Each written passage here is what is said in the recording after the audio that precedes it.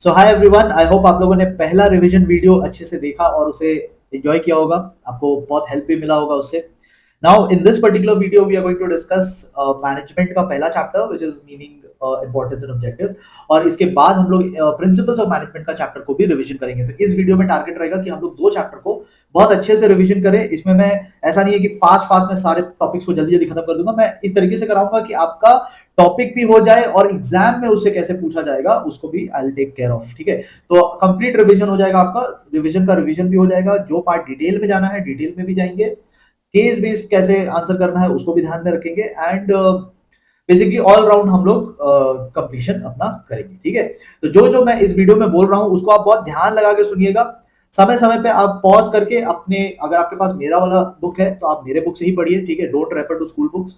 But अगर in case आप बाहर से है, आपने कभी मेरा बुक नहीं लिया है, तो फिर आप अपने स्कूल बुक को ही फॉलो करो। ठीक है, चलिए हम लोग शुरू करते हैं। जितना मैं बोल रहा हूँ, जो जो टॉपिक में जहां जहां बोल रहा हूँ, आप बस उतना ही करके चलना, आपको इसके बाहर का नहीं आएगा। ठीक है, ट्रस्ट मी, आप टाइम भी नहीं है तो you have to trust me.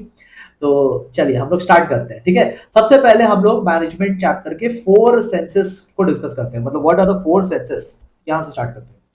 What are the four senses of management या four meanings of management. Management का कोई एक मीनिंग नहीं है, हर कोई अलग अलग तरीके से मैनेजमेंट वर्ड को यूज करता है। How many meanings are there? सबसे पहला मीनिंग है मैनेजमेंट एज एन एक्टिविटी। ठीक है, ये सारे चार चार सेंसेस है, चारों के चारों किसी ना किसी बार एग्जाम में आए हैं। Those who have my book, आपको क्वेश्चन बैंक में दिख जाएगा। All four of them have been tested in the exam. ठीक है, तो सबसे पहला आता है मैनेजमेंट एज एन एक्टिविटी। तो मैनेजमेंट से हम लोग क्या बोलना चाह रहे हैं, इमेज देखोगे तो समझ में आ जाएगा। Management is getting the work done. ठीक है, it is the art of getting the work done through others. Management में हम लोग क्या करते हैं, गेटिंग द वर्क डन। तो ये एक एक्टिविटी है, ये एक टास्क है, ये एक वर्क है of getting the work done by others. तो ये बंदा क्या कर रहा है इस इमेज में, दूसरों को समझा रहा है क्या करना है, क्या काम कैसे करना है, वो समझा रहा है। तो management can be taken in this sense also. कोई बोलेगा कि मैं क्या करता हूं, मैं मैनेजमेंट करता हूं। मैनेजमेंट मतलब लोगों को मैनेज करना, उनको क्या काम करना है वो करवा दो। Second, management is refer to a group also. बहुत बार हम लोग बोलते हैं ना, यार इस कंपनी का मैनेजमेंट बड़ा अच्छा है, हर चेंजेस को अडेप्ट कर लेता है। या हम लोग बोलते हैं यार कंपनी का मैनेजमेंट में दम नहीं है, कंपनी को आगे ही नहीं ले जा पा रहे। तो what are we referring to? Management word क्या बोलकर यूज कर रहे हैं हम लोग? Top level management. So sometimes when we use the word management, we are referring to the top level management. We are referring to the group of people who are running the company, who are governing the company. जैसा आप image में देख रहे हो, ये जो top के level के लोग हैं, इनको हम मैनेजमेंट कभी कभी कहते हैं। तो कभी कभी मैनेजमेंट एक काम है, कभी कभी मैनेजमेंट एक ग्रुप ऑफ पीपल है। ठीक है, तो we can refer to as a group also. कभी कभी मैनेजमेंट एक पढ़ाई भी है, जो आप में से बहुत सारे लोग क्लास 12 की बात करोगे, आप बीबीए एमबीए ये सब करने जाओगे जब, तो उसे आप कहोगे मैनेजमेंट एज अ डिसिप्लिन। तो आप भी बोलोगे, आपसे कोई पूछेगा आज से 2 साल बाद क्या करते हो, आप बोलोगे मैनेजमेंट कर रहे हैं। मैनेजमेंट कर रहे हो मतलब मैनेजमेंट की पढ़ाई कर रहे हैं। तो मैनेजमेंट एक पढ़ाई भी है, एक डिसिप्लिन भी है, एक सब्जेक्ट भी है। डिसिप्लिन का यहां पे मतलब है सब्जेक्ट। तो management is a body of knowledge. तो इस सेंस में भी मैनेजमेंट को बोला जा सकता है। जब आप किसी इंस्टीट्यूट में मैनेजमेंट कर रहे हो, मतलब आप मैनेजमेंट की पढ़ाई कर रहे हो। Hotel management, hospital management, MBA, तो ये सब मैनेजमेंट की ब्रांचेस है। और लास्ट, मैनेजमेंट एक प्रोसेस है। ठीक है, मैनेजमेंट एक प्रोसेस है। तो मैनेजमेंट कभी कभी हम लोग उस प्रोसेस को भी बोलते हैं। कौन सा process? Planning, organising, staffing, directing, controlling. तो मैनेजमेंट के चार मीनिंग है, चारों मैंने आपको समझा दिए, रटने की कोई जरूरत नहीं, आपको अपने वर्ड में समझाना है। ठीक है, ये जो planning, organising, staffing, directing, controlling. ठीक है, तो इससे इस प्रोसेस को, स्टेप बाय स्टेप प्रोसेस को भी हम लोग मैनेजमेंट बोलते हैं, जो कि आपके आगे आने वाले चैप्टर्स हैं। ठीक है, तो कितने सेंसेस हुए? काम करवाना इज मैनेजमेंट, सीनियर लेवल के लोग is also referred to as management, body of knowledge that is also referred to as management, and the process जो हमारे आगे जाके चैप्टर्स बनेंगे दैट इज आल्सो मैनेजमेंट। तो मैनेजमेंट की चार सेंसेस है। ठीक है, जो वाला आपसे पूछेगा एग्जाम में, आप उसको अपने वर्ड्स में डिफाइन कर सकते हो। ठीक है, बाकी कुछ भी करने की जरूरत नहीं, जितना मैं बोल रहा हूं उसको बस ध्यान में रखते हुए चलना। नेक्स्ट आते हैं फीचर्स। फीचर्स, चलो अभी इसको हटाते हैं। फीचर्स मैंने लर्न करवाया है, जिनको भी लर्न करने में इंटरेस्ट है तो आप ऐप का लिंक नीचे डिस्क्रिप्शन में दिया हुआ है, वहां पे आप कॉमर्स कोर्स में जाकर एनरोल कर सकते हो। तो उसमें आपको पूरे सिलेबस को लर्न करने में हेल्प हो जाएगा। उसमें मैंने शॉर्टकट्स, विजुअलाइजेशन, इमेज वगैरह यूज करके ट्राई किया है चीजों को लर्न करवाने का। जैसे कैरेक्टरिस्टिक्स है, तो कैरेक्टरिस्टिक्स आपको फिंगर पॉइंट पे लर्न हो जाएगा। तो लगे कि सिलेबस जैसे जैसे आगे जा रहा है तो समझ में तो आ रहा है, but learning is becoming a challenge. ठीक है, समझ तो जाते हैं बट याद नहीं रहता। तो फिर आप उसे ट्राई कर सकते हो, आपको बहुत कम टाइम में पूरा सिलेबस लर्न हो जाएगा। तो आप देख लो, आपका डिसीजन है ये। ठीक है, आते आते हैं हम लोग कैरेक्टरिस्टिक्स को डिस्कस करते हैं। तो मैं आपको जल्दी से सारे कैरेक्टरिस्टिक्स समझा देता हूँ। इसको हमने लर्न किया था फुटबॉल मैच का एक सीन इमेजिन करके, फुटबॉल मैच, चोट लग जाता है, हॉस्पिटल पहुंचता है, तो वो हमने एक सीन इमेजिन किया था, उस वैसे लर्न किया था। तो जिन जिन लोगों ने भी किया है आपको याद आना चाहिए कैरेक्टरिस्टिक्स ऑफ मैनेजमेंट में। आइए हम लोग इसको डिस्कस करते हैं। सबसे पहला, management is goal oriented. Management हमेशा किसी टारगेट को अचीव करने के लिए होता है, ठीक है। Management is always done to achieve some target. Target नहीं है तो मैनेजमेंट करेगा क्या? मैनेजर का काम ही है कोई गोल को अचीव करना, तो management is goal oriented. Next क्या आता है? Management is universal, it is all pervading. हर ऑर्गेनाइजेशन में मैनेजमेंट लगता है, जैसे कि यहाँ लिखा है, बिग या स्मॉल ऑर्गेनाइजेशन, बिजनेस या चैरिटेबल ऑर्गेनाइजेशन, ठीक है, top level, middle level, lower level, हर जगह मैनेजमेंट लगता है, इसका कहीं भी एस्केप नहीं है। It is required at all places. Next आता है, management is a group activity. Individuals अपने अपनी जगह पे ठीक है, सब अपना अपना काम कर रहे हैं, बट अगर हर कोई अपना अपना काम करेगा तो फिर मैनेजमेंट का कोई रोल नहीं है ना। तो मैनेजमेंट का रोल होता है सबके काम को कोऑर्डिनेट करना, making it a group activity, ठीक है, so that everyone can function as a team. Individually आप बहुत अच्छे होंगे, इंडिविजुअली कोई और भी बहुत अच्छा है, इंडिविजुअली कोई थर्ड पर्सन भी बहुत अच्छा है, सभी इंडिविजुअली अच्छे हैं, बट अगर उनका काम को बांधा नहीं जाए ना, अगर उनको टाई अप नहीं किया जाए कि पहला टास्क आप करोगे, दूसरा टास्क आप करोगे, थर्ड टास्क, ये अगर कोऑर्डिनेशन नहीं बैठा ना, तो टैलेंटेड लोगों को लेकर भी कंपनी डूब जाएगी। तो इट इज वेरी इंपॉर्टेंट कि इनको अच्छे से as a team, as a group चलाया जाए, वो काम है मैनेजमेंट का। डायनामिक फंक्शन है, हमने बिजनेस एनवायरनमेंट में भी पढ़ा था, बिजनेस एनवायरनमेंट डायनामिक होता है। तो बिजनेस एनवायरनमेंट डायनामिक हो रहा है, बाहर की दुनिया बदल रही है, तो मैनेजमेंट को भी अपने ऑर्गेनाइजेशन को बदलना पड़ेगा अकॉर्डिंग टू द एनवायरनमेंट। हमने बिजनेस एनवायरनमेंट वाले वीडियो में डिस्कस किया था कि एआई आ गया है, एआई अभी हर चीज को बदल रहा है, the way we were doing business is changing because of AI. तो बाहरी दुनिया में एआई आया है, क्या हमारे ऑर्गेनाइजेशन में एआई का कोई रोल नहीं आएगा? तो ये मैनेजमेंट का काम है कि बाहर में जो भी चेंजेस आ रहे हैं अपने ऑर्गेनाइजेशन को अकॉर्डिंगली एडजस्ट करें, ठीक है। लास्ट पॉइंट में कर रहा हूं, 5 काफी है। इनटेंजिबल है, मैनेजमेंट इज इनटेंजिबल। आप बस मैनेजमेंट को फील कर सकते हो, मैनेजमेंट कोई फिजिकल चीज नहीं है। मैनेजमेंट, मैं मैनेजर की बात नहीं कर रहा हूं, मैनेजर एक व्यक्ति होता है, एक पर्सन होता है, बट वो जो काम कर रहा है वो मैनेजमेंट है। तो आपको बस फील होगा कि यार मैनेजमेंट बड़ा अच्छा है। कहीं आप जाते हो, आप बोलते हो ना कि यार इस जगह का मैनेजमेंट बड़ा अच्छा है, ठीक है। और कभी आप बोलते हो कि यार कोई मैनेजमेंट ही नहीं है, क्या खराब है, सब चीज गंदगी फैली हुई है, तो मैनेजमेंट बहुत खराब है। तो मैनेजमेंट एक फील करने वाली चीज है। It can be either good to you, it can be bad to you. ये कोई फिजिकल चीज नहीं है, ठीक है। Person is a manager, but वो जो काम करता है, the work, the task, the activity is management, and that is intangible, it is non physical, ठीक है। ऑलराइट, नेक्स्ट टॉपिक जो है ये बहुत इंपॉर्टेंट है आपके इस बार के एग्जाम के लिए, वो है ऑब्जेक्टिव्स ऑफ मैनेजमेंट, ठीक है। अपने ऐप में मैंने इसका शॉर्टकट आपको बताया था, ड्रिप। ड्रिप तो आप लोग जानते होंगे, जेनजी हो। ड्रिप का मतलब जिनको नहीं भी पता है तो मैं बता देता हूं, ठीक है। जेनजी टर्म है ड्रिप, और इसमें हमने शॉर्टकट याद किया था, जेनजी मैनेजर। जेनजी मैनेजर का एक स्टोरी हमने देखा था जो कि ड्रिप यूज करके मैनेजमेंट करता था। तो व्हाट इज ड्रिप? ड्रिप जिनको पता होगा, आई होप कि आपको पता हो, आप ही की बिरादरी की बात हो रही है। Drip, drip mean something cool, something awesome, ठीक है, स्टाइलिश, उसको हम लोग बोलते हैं ड्रिप, ठीक है। तो इसमें हमने एक जेनजी मैनेजर को देखा था, अभी उसकी बात नहीं करेंगे। अभी हम लोग सोचते हैं कि ये ड्रिप यूज करके हम लोग कैसे मैनेजमेंट वर्ड को, मैनेजमेंट के ऑब्जेक्टिव्स को याद रख पाए। तो जेनजी मैनेजर का ऑब्जेक्टिव था ड्रिप। तो ड्रिप में क्या क्या था? डी, डी फॉर हमने जो पॉइंट देखा था वो था डिसिप्लिन। डी से डिसिप्लिन, आपको अपने ऑर्गेनाइजेशन में डिसिप्लिन मेंटेन करके रखना है, ये पहला आपका ऑब्जेक्टिव था, ठीक है। दूसरा वर्ड आता है R, R for rightful decision. Right time में राइट डिसीजन आपको लेना है, समय पे डिसीजन लेना है, करेक्ट डिसीजन लेना है, वो था आपका सेकंड ऑब्जेक्टिव। आई, आई से आता है कंपनी की इमेज। कंपनी की इमेज आपको इंप्रूव करके रखनी है, क्योंकि इमेज अच्छा रहेगा, कंपनी की इमेज अगर मार्केट में अच्छी रहेगी तो कॉन्ट्रैक्ट्स मिलेंगे, कस्टमर्स मिलेंगे, लोन मिलेगा। इमेज खराब रहेगा तो ना तो कोई कॉन्ट्रैक्ट होगा, ना तो कोई लोन मिलेगा, ना तो कस्टमर आएंगे, ठीक है। एंड लास्ट है P, P was very simple, profitability की बात हो रही थी, ठीक है। और प्रॉस्पेरिटी, प्रॉफिटेबिलिटी किसी में भी आप जा सकते हो। तो ये तो कहीं पे भी, मतलब किसी भी मैनेजर का ये तो प्राइम टास्क है, सबसे पहला टास्क है कि आपको प्रॉफिट में कंपनी चलाना है, बाकी सब बाद में आते हैं। फर्स्ट इज प्रॉफिटेबिलिटी, ठीक है। तो इसको हमने वो शॉर्टकट से याद किया था। जेनजी मैनेजर का ऑब्जेक्टिव है ड्रिप। ड्रिप, आप लोग जेनजी है, जेनजी लोगों का वर्ड है ड्रिप। ड्रिप मींस स्टाइलिश, ठीक है। अगर आपको नहीं पता था तो सोचो कितनी शर्म की बात है कि मैं आपको बता रहा हूं, मैं तो जेनजी हूं भी नहीं, मैं आपको बता रहा हूं, तो आप क्या कर रहे हो भाई? ये सब तो आपको वर्ड जान के रखना चाहिए। जेनजी वर्ड है ड्रिप, मींस स्टाइलिश, कूल बनना। तो D, D for discipline. R, R for rightful decision, decisions at the right time, correct decisions at the right time. I for image, image improve कर रहा है because company को contracts, customers, loans सब इसी basis पे मिलते हैं। P, P for profitability, prosperity, आपको जो वाला पॉइंट अच्छा लगे आप वो वाला कर सकते हो। This is the prime objective, ठीक है, तो चारों पॉइंट आपको याद रह जाएंगे, 4 से ज्यादा करने की जरूरत नहीं, 5 आपसे कोई पूछेगा नहीं, करने का आप कर सकते हो, ठीक है, बट इस तरीके से आपको जल्दी याद रहेगा। नेक्स्ट पे चलते हैं। चलिए, तो अब हम लोग डिस्कस करते हैं नेचर ऑफ मैनेजमेंट। इसमें कुछ लर्निंग करने की जरूरत है, इसमें अंडरस्टैंडिंग की जरूरत है। लर्निंग कहां करते हैं? Features, merits, demerits, importance, objective, steps, इन सब में आपको लर्निंग की जरूरत है। बट जो बाकी टॉपिक्स है वो आपको समझना पड़ेगा, क्योंकि इसमें आपको वो एनालिसिस बेस्ड क्वेश्चन देंगे, कॉन्सेप्ट बेस्ड क्वेश्चन देंगे, तो इसको अंडरस्टैंड करना जरूरी है। मैं उसी तरीके से समझाऊंगा। एग्जाम में इस पार्ट से जो भी क्वेश्चन बन सकता है वो आप इस पर्टिकुलर वीडियो के बाद आराम से सॉल्व कर पाओगे। फोकस के साथ सुनना, ध्यान से सुनना। सबसे पहला, मैनेजमेंट का नेचर। नेचर मतलब किस टाइप का होता है management, what is its type. क्या मैनेजमेंट साइंस होता है?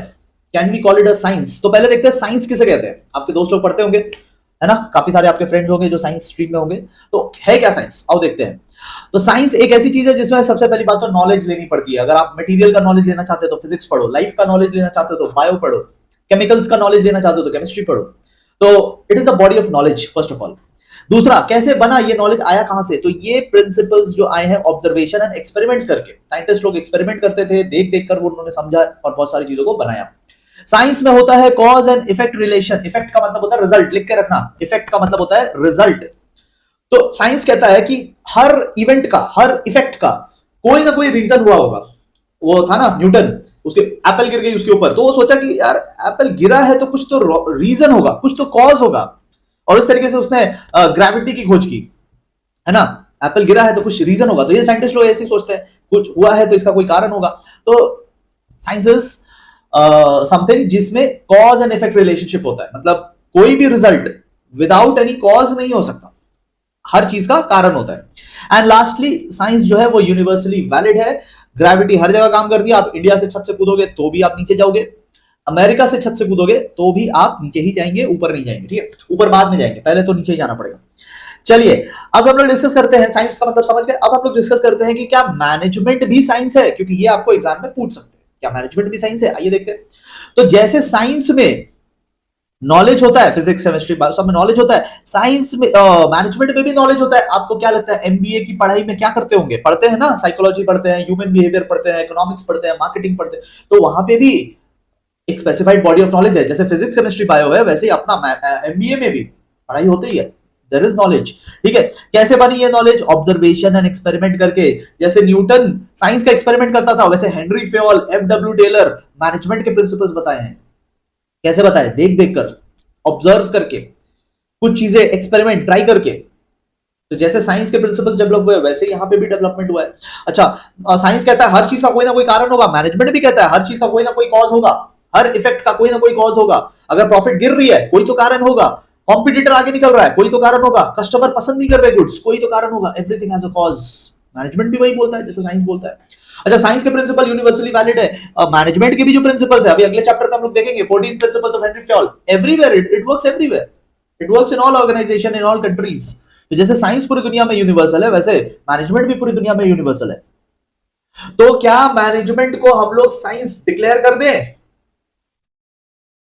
तो अब देखो, इसमें थोड़ा सा ट्विस्ट है। देखो, it is definitely a science, नीचे क्या लिखा है? It is definitely a science, but जैसे केमिस्ट्री है, केमिस्ट्री में we don't talk about human beings, we talk about chemicals.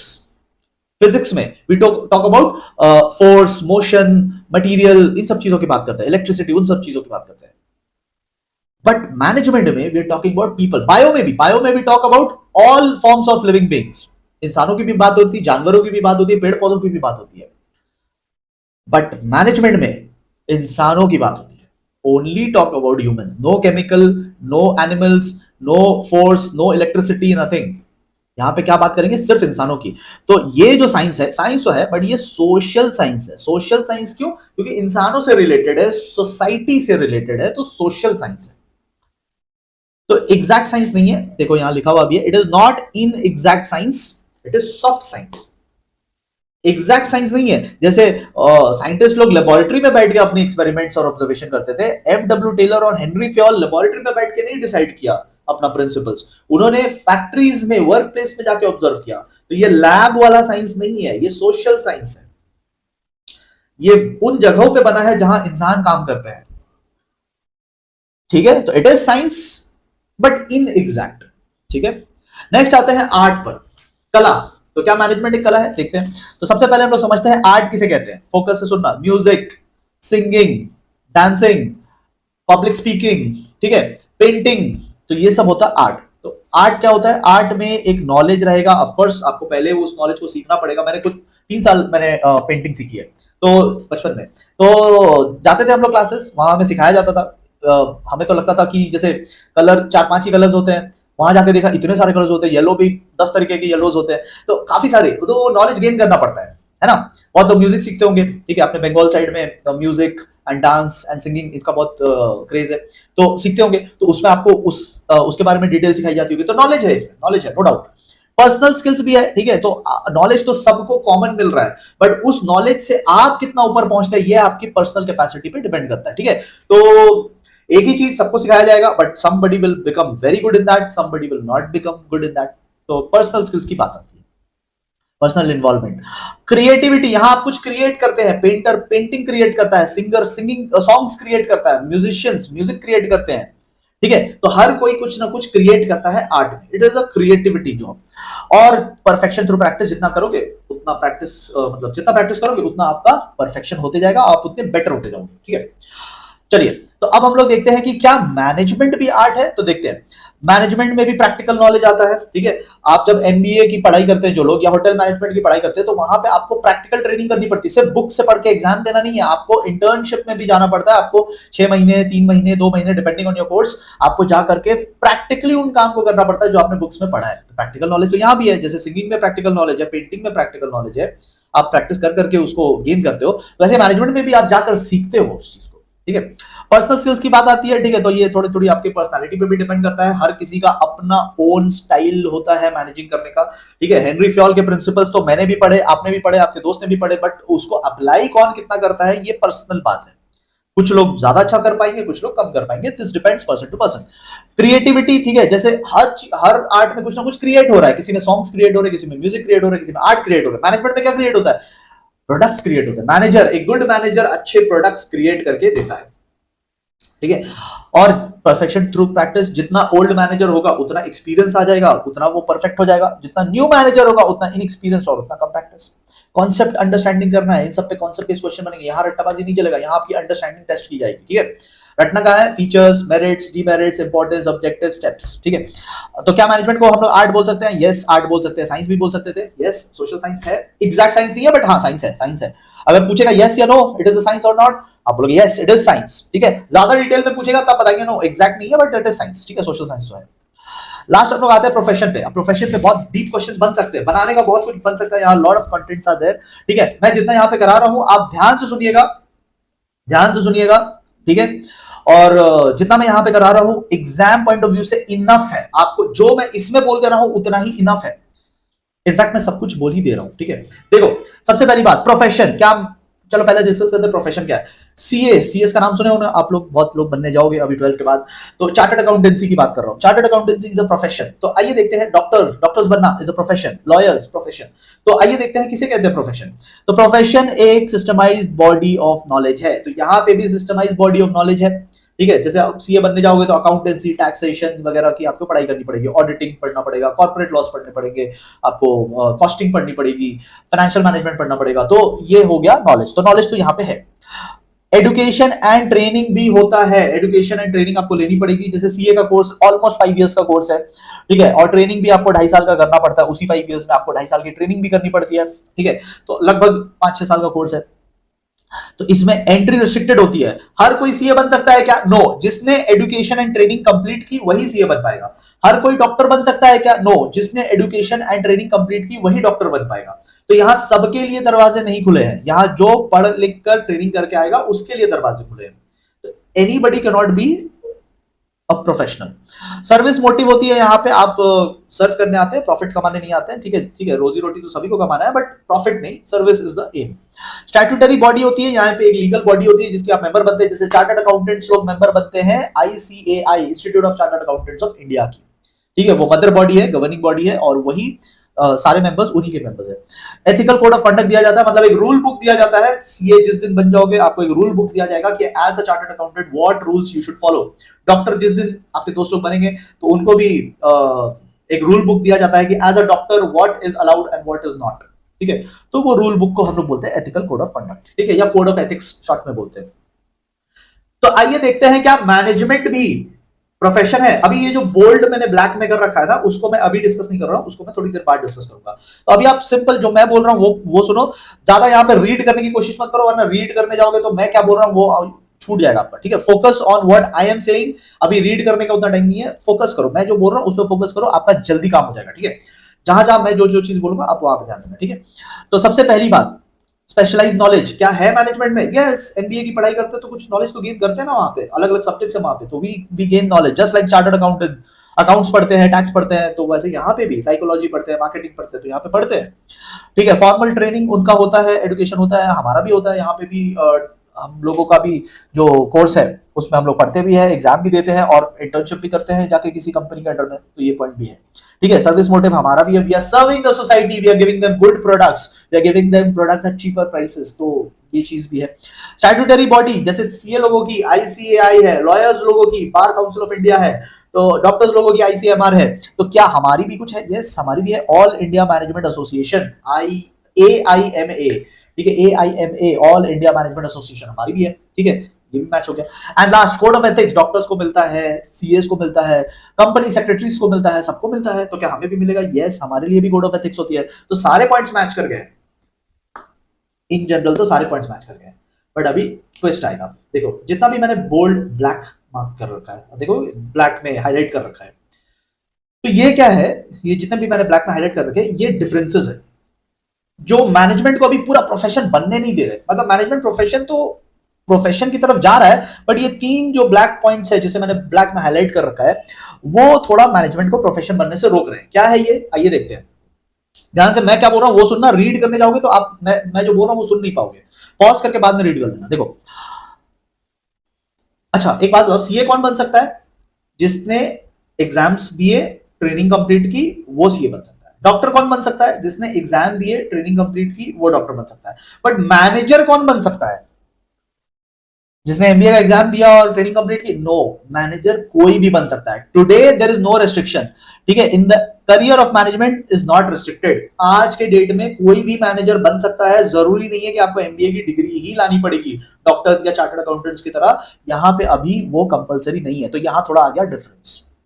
मैं भी मैनेजर बन सकता हूं, आप भी मैनेजर बन सकते हैं, टैलेंट होना चाहिए। आज के डेट में सिर्फ टैलेंट यहाँ पे है, ठीक है, तो यहाँ पे अभी तक एंट्री रेस्ट्रिक्टेड नहीं है। फोर्थ पॉइंट देखो, फोर्थ पॉइंट, सीए लोगों का मैंने बोला ना आईसीएआई होती है, वो मदर बॉडी है उनकी, गवर्निंग बॉडी है। क्या मैनेजमेंट में ऐसी है? यस, एआईएमए है, बट एआईएमए क्या स्टैट्यूटरी बॉडी है? क्या इसे पार्लियामेंट ने लीगलाइज कर दिया है? No, not yet. सीए लोगों का जो है 1949 में आजादी के 2 साल बाद ही उनको मिल गया था, पार्लियामेंट से रिकॉग्निशन मिल गया था, इनको अभी तक नहीं मिला है। तो यहां पे भी डिफरेंसेस है। इनकी बॉडी है बट वो स्टैट्यूटरी नहीं है, वो अभी तक पार्लियामेंट अप्रूव्ड नहीं है, समझ रहे हो, पार्लियामेंट में अभी तक इसकी अप्रूवल नहीं आई है। तो इनकी बॉडी तो है बट वो स्टैट्यूटरी नहीं है, ठीक है। Code of ethics, code of ethics या फिर एथिकल कोड ऑफ कंडक्ट, क्या ये इनको मिलता है? रूल बुक इनको मिलता है? क्या कोई ऐसी बुक है जहां पे बताया गया है मैनेजर्स क्या कर सकते हैं और क्या नहीं कर सकते? हाँ है, बट इनके ऊपर वो अभी तक लीगली बाइंडिंग नहीं है। मतलब अगर उसको फॉलो नहीं किया तो कोई पनिशमेंट नहीं मिलेगा। जैसे सीए लोगों का क्या है ना, अगर नहीं फॉलो किया तो निकाल देंगे तुम्हें, सीए का मेंबरशिप छीन लेंगे। डॉक्टर्स लोगों से प्रैक्टिस का सर्टिफिकेट ले लिया जाएगा, उनको प्रैक्टिस बंद करवा दिया जाएगा उनका। बट मैनेजर्स के साथ अभी तक ऐसा कोई लीगल रेस्ट्रिक्शन नहीं है। तो क्या कंक्लूजन फिर फाइनली निकल रहा है? मैनेजमेंट एक इमर्जिंग प्रोफेशन तो है, it is emerging, no doubt, ये प्रोफेशन के सारे पॉइंट्स मैच कर रहे हैं, लेकिन इसके कुछ एट्रीब्यूट्स है, जो एट्रीब्यूट्स मतलब फीचर्स, कुछ एट्रीब्यूट्स है, कुछ फीचर्स है जो एग्जैक्ट मैच नहीं कर रहे, जो मैंने आपको ब्लैक में बताया। तो फाइनली आप क्या कहोगे? फाइनली वन वर्ड में आप क्या कहोगे कि ये प्रोफेशन है? नो, इमर्जिंग प्रोफेशन है, प्रोफेशन की तरफ जा रहा है बट अभी तक बना नहीं है, नॉट येट। अरे सभी को अलाउड है अभी तो, पॉइंट नंबर 2 देखो ना, सभी को अलाउड है, चाहे आपने एग्जाम दिया, चाहे आपने ट्रेनिंग किया या नहीं किया, सभी को अलाउड है। तो ये कैसा प्रोफेशन है जहां सब सब घुस रहे हैं, सभी प्रोफेशनल बन रहे हैं? फिर तो नॉट अलाउड, ये अभी तक प्रोफेशन नहीं है, ये फुल्ली प्रोफेशन नहीं बना है, ठीक है, ये अभी जर्नी में है, ठीक है, दैट्स इट। आइए अब हम लोग डिस्कस करते हैं इंपॉर्टेंस ऑफ मैनेजमेंट। तो इंपॉर्टेंस ऑफ मैनेजमेंट में आप एक शॉर्टकट यूज कर सकते हो, गोल, ठीक है, जब हमने मैनेजमेंट का फीचर किया था तो भी हमने एक फुटबॉल मैच का सीन डिस्कस किया था और उससे उसको याद करने की कोशिश की थी। ठीक है, तो यहाँ पे हम लोग अगेन जब भी मैनेजमेंट की बात करेंगे ना तो आपको फुटबॉल मैच याद आएगा फीचर्स के लिए। तो उसी से रिलेटेड गोल याद रखना। मैनेजमेंट क्यों करते हैं? गोल अचीव करने के लिए। ठीक है, मैनेजमेंट की इंपॉर्टेंस क्या है? गोल अचीव करना है। ठीक है, गोल अचीव करना है, गोल वर्ड याद रखिएगा तो आपको इंपॉर्टेंस याद आ जाएगा। सबसे पहले जी, गोल के लिए जी। जी फॉर ग्रोथ। मैनेजमेंट क्यों करना जरूरी है? मैनेजमेंट से क्या फायदा होगा? आपके कंपनी में प्रॉफिट आएगा, आपको एक्सपेंशन मिलेगा, टफ टाइम में सर्वाइव करोगे, बाकी टाइम में ग्रो करोगे। तो ग्रोथ के लिए management is required. Proper management होगी तो कंपनी ग्रो करेगी। ठीक है, चैलेंजेस जो भी आएंगे, अनसर्टेनिटीज जो भी आएंगी, उसको आप फेस करके आगे ग्रो करोगे। तो गोल्स अचीव करना, इंपॉर्टेंस क्या है? गोल अचीव करना। जी, जी फॉर ग्रोथ। ओ, जी के बाद O, O for optimum utilisation of resources. तो आपके जितने भी ह्यूमन रिसोर्स है, मशीन रिसोर्स है, पैसों का रिसोर्स है, इसको बेस्ट यूज करेंगे। ऑप्टिमम मतलब बेस्ट यूज करेंगे। ओवर स्टाफिंग नहीं कर देना है, सैलरी दे दे के आपका जेब खाली हो जाएगा। अंडर स्टाफिंग भी नहीं करना है कि काम रुक जाए। ऑप्टिमम यूटिलाइजेशन, बेस्ट यूटिलाइजेशन करना है आपको, अपने मशीन्स, अपने लेबर्स, अपने मनी का। ठीक है, तो जी ओ हो गया। गोल हमने डिस्कस करा ना, जी ओ। ए, ए से क्या करना है आपको? अचीवमेंट करना है ग्रुप ऑब्जेक्टिव्स। तो आपको अचीवमेंट करना है ग्रुप ऑब्जेक्टिव्स का। ठीक है, इंडिविजुअली तो सब अच्छा अच्छा काम करते हैं, बट मैनेजमेंट का क्या रोल है? अगर सब अपना अच्छे अच्छे काम कर ही लेंगे, अगर ऑफिस में हर कोई अपना अच्छा अच्छा काम कर ही लेगा, तो मैनेजर का क्या रोल है? मैनेजर का रोल है कि उन सारे अच्छे अच्छे काम करने वालों को एक साथ ग्रुप में आगे लेकर जाए। ठीक है, individually some people are doing very good job, but उसका अकेले अच्छा करने से नहीं होगा ना, हमें ऐसा कॉम्बिनेशन बैठाना पड़ेगा कि ये टीम वर्क में काम करे, एज अ ग्रुप काम करे। पहला टास्क कोई करेगा, दूसरा टास्क कौन करेगा, थर्ड टास्क कौन करेगा, ये कोऑर्डिनेट करना ही तो मैनेजर का काम है। तो इंडिविजुअल लोगों से ग्रुप में काम कैसे कराए, ये अचीव करना, ये मैनेजर का काम है। तो इंपॉर्टेंस ऑफ मैनेजमेंट क्या याद रखना है? Goal, G for growth, O for optimum utilisation and A for achievement of group objectives. And last आता है एल, एल से लिविंग, लिविंग स्टैंडर्ड। सोसाइटी के लिविंग स्टैंडर्ड को आपको बढ़ाना है by giving them good products, by giving them products at cheaper price. तो देखो, जब हमने फीचर याद किया था तो मैंने आपको बताया था, फुटबॉल मैच का एक सीन दिखाया था। जिन्होंने जो ऐप में है तो उनको पता होगा कि मैंने क्या सीन दिखाया था वहां पे, तो उससे मैंने आपको फीचर लर्न कराया था। तो वो था फीचर्स ऑफ मैनेजमेंट। और जब इंपॉर्टेंस आएगा तो इंपॉर्टेंस सिंपली याद रखना, इंपॉर्टेंस है गोल अचीव करना। गोल, जी ओ ए एल। ठीक है, यहाँ हाईलाइट कर दिया है। बाकी आपको तो ऐसे याद हो जाएगा आपको, बाकी आप फिर अंदर का कंटेंट समझा दीजिएगा। ऑलराइट, नेक्स्ट पार्ट जो है हमारा, वो न्यूली इंट्रोड्यूस्ड पार्ट है, सिलेबस में अलग से जोड़ा गया था। वो है लेवल्स ऑफ मैनेजमेंट। और लेवल्स ऑफ मैनेजमेंट आइए हम लोग समझते हैं। यहाँ पे केस बेस्ड क्वेश्चन बन सकते हैं। आपको वो कहानी कुछ समझा देंगे। ठीक है, जो यहाँ पे मैंने फंक्शंस लिखा, इसी फंक्शंस के बेसिस पे वो आपको एक स्टोरी बता देंगे। और स्टोरी बताने के बाद बोलेंगे आइडेंटिफाई करो कि ये कौन सा लेवल है। टोटल 3 लेवल्स होते हैं मैनेजमेंट के, top level, middle level and lower level. Total 3 levels होते हैं। और यहाँ पे वो आपको केस बेस्ड क्वेश्चन देंगे, तो आपको जो पॉइंट्स है ये आप खुद से भी बना सकते हो। वो आपसे पूछेंगे कि आइडेंटिफाई करो कि ये कौन सा मैनेजर है, एंड देन उसके बारे में 2-3 फंक्शंस बता दो। ठीक है, तो वो जो 2-3 फंक्शंस आपको बताने हैं, मैं तो एक बार यहाँ पढ़ा दे रहा हूँ, आप खुद से भी एक बार पढ़ लेना। बैक ऑफ द माइंड में रहेगा तो फिर एग्जाम में खुद से भी बना सकते हो। यहाँ पे एकदम वर्ड टू वर्ड कॉपी करने की जरूरत नहीं है। ठीक है, अगेन यहाँ पे भी रटने की कोई जरूरत नहीं है, ये अंडरस्टैंडिंग केस स्टडी वाला पार्ट है। ठीक है, तो यहाँ पे आपको लाइक फीचर्स, एडवांटेजेस वैसा यहाँ पे कुछ लर्न नहीं करना। देखो, सबसे पहली बात top level management. Top level management में कौन लोग होते हैं? आप देखोगे यहाँ पे लास्ट पॉइंट यहाँ लिखा है, they represent the company to the outside world. बाहरी दुनिया वाले इन्हीं को जानते हैं। आप देखो यहाँ पे मुकेश अंबानी, आप रिलायंस में मुकेश अंबानी के अलावा जो टॉप मैनेजमेंट में है, अंबानी फैमिली को छोड़ो, अंबानी फैमिली के अलावा और कितने लोगों को जानते हो? नहीं जानते ना। वहां पे कौन सेल्स मैनेजर है, वहां पे कौन परचेज मैनेजर है, वहां पे कौन एचआर ह्यूमन रिसोर्स मैनेजर है, आप नहीं जानते हो ना। क्यों नहीं जानते? क्योंकि वो पर्दे के सामने नहीं आते। पर्दे के सामने कौन आते हैं? टॉप लेवल वाले। तो आप जितने भी कंपनीज में जिनको भी देख रहे हो, वो सब टॉप लेवल वाले हैं। इन्फोसिस से नारायण मूर्ति, ठीक है, तो आप जिनको भी देख रहे हो वो सब टॉप लेवल वाले लोग हैं। ये क्या क्या नाम से जाने जाते हैं? ये बोर्ड ऑफ डायरेक्टर्स के नाम से जाने जाते हैं। बोर्ड ऑफ डायरेक्टर्स कंपनी की गवर्निंग बॉडी होती है। चीफ एग्जीक्यूटिव्स के नाम से जाने जा सकते हैं, मैनेजिंग डायरेक्टर के नाम से जाने जा सकते हैं, मैनेजर, कंपनी के सेक्रेटरी, इस नाम से जाने जा सकते हैं। ये सब कंपनी के टॉप के लोग हैं। बाहरी दुनिया के साथ यही लोग रिश्ता रखते हैं। अच्छा, ये लोग का काम क्या क्या है? ये बिजनेस इन्वायरमेंट को एनालाइज करते हैं, बिजनेस इन्वायरमेंट को स्कैन करते हैं और समझते हैं कि कंपनी में क्या चेंजेस लाना जरूरी है। तो आउटसाइड वर्ल्ड के साथ इनका काफी ज्यादा रिलेशन है। कंपनी के जो लॉन्ग टर्म प्लान्स है, गोल्स है, वो भी यही लोग सेट करते हैं कि 20 इयर्स लेटर कंपनी कहाँ जाना चाहती है, हमारा नेक्स्ट वेंचर क्या होगा, हमें नेक्स्ट फैक्ट्री कहाँ सेटअप करना है। तो ये सब बड़े बड़े डिसीजन ये लोग लेते हैं। ठीक है। ऑर्गेनाइजेशन का स्ट्रक्चर कैसा रहेगा, ऑर्गेनाइजेशन में कितने लोग रहेंगे, कितने मैनेजर रहेंगे, एक मैनेजर के अंडर में कितने स्टाफ रहेंगे, ये सब चीजों का डिसीजन ये लोग ही लेते हैं। जो आप ऑर्गेनाइजिंग चैप्टर में पढ़ते हो ना, ऑर्गेनाइजिंग, तो ऑर्गेनाइजिंग का डिसीजन कौन लेता है, दीज पीपल टेक। तो ये हो गया एकदम टॉप के लोग, इनका काम ब्रॉड काम है इनका। ठीक है। ये कंपनी का, अगर आप इनसे पूछोगे कि कंपनी का लास्ट ईयर सेल्स कितना हुआ है, तो ये भी एक रफ फिगर देंगे। इनको एक रफ आइडिया होता है, जैसे 100 करोड़, 200 करोड़, इस तरीके से बात करेंगे। एग्जैक्ट फिगर्स नहीं बता पाएंगे, इनके पास एग्जैक्ट डेटा नहीं होता। ये they work on broad figures. Sales last year कितनी हुई, सेल्स परचेज लास्ट ईयर कितनी हुई, ठीक है, प्रॉफिट लास्ट ईयर कितना परसेंट था। तो ये सब ब्रॉड फिगर्स पे ये लोग काम करते हैं, लॉन्ग टर्म डिसीजंस लेते हैं, बड़े लेवल पे है, और आउटसाइडर्स के साथ इनका रिलेशन होता है। ठीक है। नेक्स्ट आता है मिडिल लेवल पे। अच्छा, मिडिल लेवल वाले कौन होते हैं, इन्होंने जो प्लान बनाया ना, इनके प्लान्स को एग्जीक्यूट करते हैं मिडिल लेवल वाले। मिडिल लेवल वाले जो लोग होते हैं, ये कंपैरेटिवली बहुत ज्यादा पढ़े लिखे लोग होते हैं। ये यहाँ पे आते हैं एमबीएस, यहाँ पे आते हैं चार्टर्ड अकाउंटेंट्स, यहाँ पे आते हैं लीगल एक्सपर्ट जो कॉर्पोरेट लॉ पढ़कर आए हैं। तो यहाँ पे बहुत पढ़े लिखे लोग होते हैं, और जो टॉप लेवल वालों ने जो गोल सेट करके दिया है, उस गोल को अचीव करवाने के लिए मिडिल लेवल मैनेजमेंट होता है। ठीक है। तो मिडिल लेवल मैनेजमेंट बेसिकली ये इंटरप्रेट करते हैं एंड एक्सप्लेन करते हैं। जो टॉप लेवल वालों ने प्लान बना दिया, उनका प्लान्स को ये बाकी लोगों को समझाएंगे, और कैसे उस पर काम करना है उसको डिस्कशन भी करते हैं। ठीक है। यहाँ पे कौन कौन लोग आ जाएंगे, यहाँ प्रोडक्शन मैनेजर आ जाएगा, यहाँ पे सेल्स मैनेजर आ जाएगा, फाइनेंस मैनेजर आ जाएगा, पर्सनल मैनेजर मतलब ह्यूमन रिसोर्स मैनेजर आ जाएगा, ठीक है, ब्रांच मैनेजर आ जाएगा। तो ये मिडिल लेवल पे होते हैं। ठीक है। ये एक एरिया को कंट्रोल करने के लिए होता है। जैसे प्रोडक्शन मैनेजर सिर्फ प्रोडक्शन को देखेगा, सेल्स मैनेजर सिर्फ सेल्स को देखेगा। ये टॉप लेवल पे नहीं है, ये हर चीज नहीं देखेंगे, ये अपना डिपार्टमेंट को चलाएंगे। ठीक है।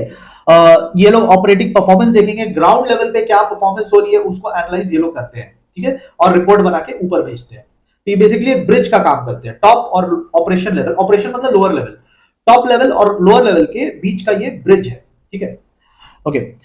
ट्रेनिंग, मोटिवेशन, ये सब भी यही लोग प्रोवाइड करते हैं। अगर ऑफिस में स्टाफ की शॉर्टेज है, ठीक है, इस पे केस स्टडी बन सकता है। अगर ऑफिस में स्टाफ की शॉर्टेज है, तो स्टाफ की शॉर्टेज यही लोग पूरा करेंगे। अगर ऑफिस में एक्स्ट्रा स्टाफ है, तो कुछ लोगों को निकालने का काम भी यही लोग करेंगे। ठीक है। और